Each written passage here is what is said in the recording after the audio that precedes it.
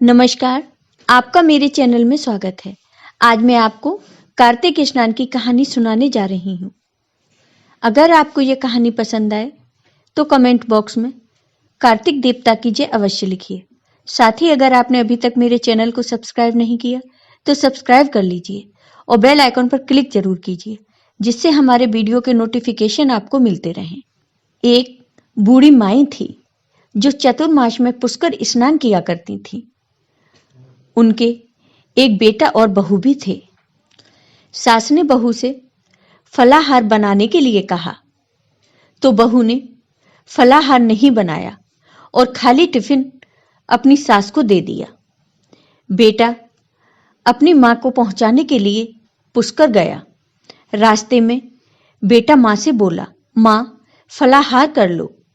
तो बूढ़ी मां जहां पानी मिला वहीं फलाहार करने बैठ गई और भगवान की कृपा से खाली टिफिन फलों से भर गया।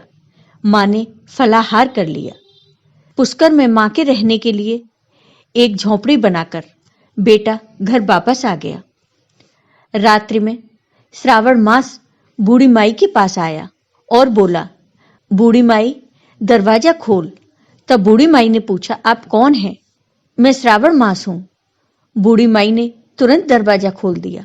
बूढ़ी माई ने भगवान शिव और मां पार्वती की पूजा अर्चना की, बेलपत्र से अभिषेक किया। जाते समय श्रावण मास ने बूढ़ी माई को आशीर्वाद दिया और झोपड़ी की एक दीवार सोने की हो गई। उसके बाद भाद्रपद मास आया। उसने भी दरवाजा खोलने को कहा।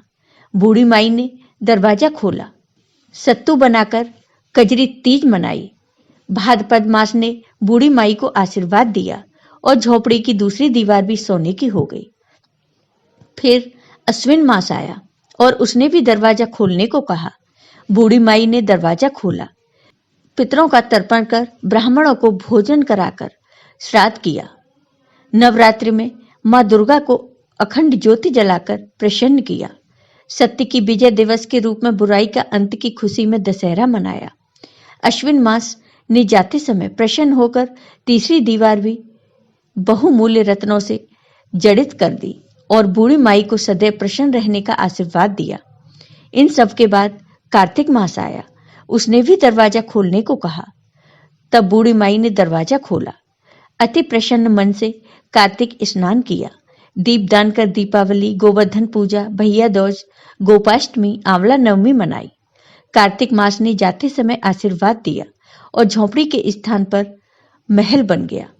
बूढ़ी माई गरीबों की सेवा कर भजन कीर्तन में अपना समय व्यतीत करने लगी। फिर बेटा अपनी मां को लेने आया तो मां और झोपड़ी को पहचान न सका तो पड़ोसियों से पूछा। उन्होंने बताया, ये तेरी मां का ही महल है। तो बेटा मां के चरणों में गिरकर बोला, मां घर चलो। सारे सामान के साथ बेटा अपनी मां को घर ले आया। सासू मां के ठाट बाट देखकर बहू के मन में लालच आ गया और उसने अपनी मां को भी पुष्कर छोड़कर आने को कहा। तो उसका पति उसकी सास को भी पुष्कर छोड़ आया, परंतु बहू की मां की धर्म कर्म में बिल्कुल रुचि नहीं थी। वह 4 समय भोजन करती और दिन भर सोती। चारों मास आए और चले गए। जाते समय झोपड़ी गिर गई और बहू की मां गधी की योनि में चली गई, क्योंकि औरत लक्ष्मी का रूप है और लक्ष्मी की तरह चंचल होना चाहिए। भगवान की पूजा और अतिथि का सम्मान और दान पुण्य करना चाहिए। बहू ने अपने पति से कहा, अब आप जाइए और मां को ले आइए। तब जवाई अपनी सास को लेने गया तो उसकी सास वहां उसे नहीं मिली। तब उसने लोगों से पूछा।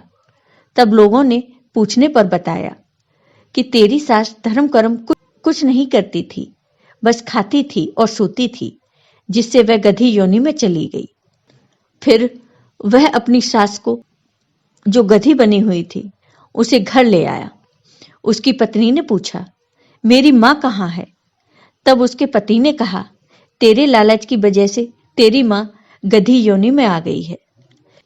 तब बहू ने बड़े बड़े विद्वानों, ब्राह्मण, ऋषि, मुनियों से पूछा कि इसका उपाय क्या है? मेरी मां पहले जैसी कैसे हो सकती है? तब उन्होंने बताया कि अगर तुम्हारी मां तुम्हारी सास के स्नान किए पानी से स्नान करे तो उसे मनुष्य योनि मिलेगी। तब बहू ने ऐसा ही किया और उसकी मां पुनः मनुष्य योनि में आ गई। तो हे भगवान, जैसा आपने बूढ़ी माई को दिया वैसा सबको देना। आपको ये कहानी पसंद आई हो तो कमेंट बॉक्स में कमेंट करके जरूर बताइए। साथ ही मेरे वीडियो को ज़्यादा से ज़्यादा शेयर करिए। धन्यवाद।